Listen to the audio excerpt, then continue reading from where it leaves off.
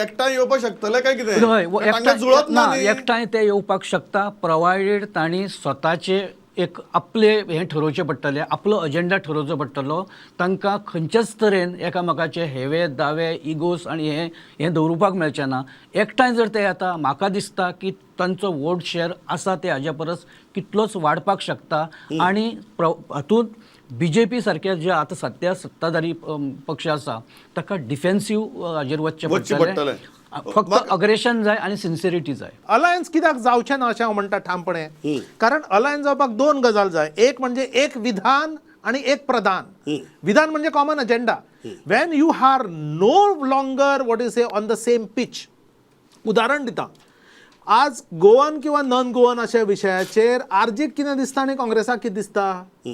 आज घर अपना घर जो आता स्कीम जी ताणें राबयल्या ताचेर आरजीचें मत कितें आनी काँग्रेसाचें मत कितें.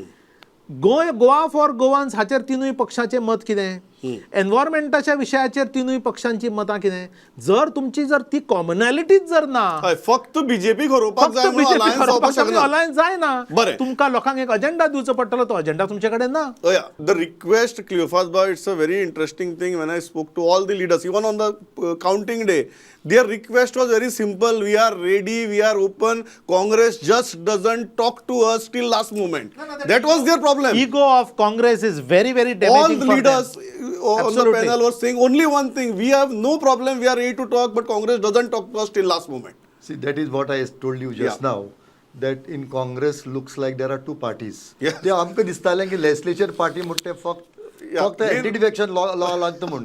But now we are looking at Functionally लागता. फंक्शनली लागता legislature party and the political party अशें दिसता. But what to do.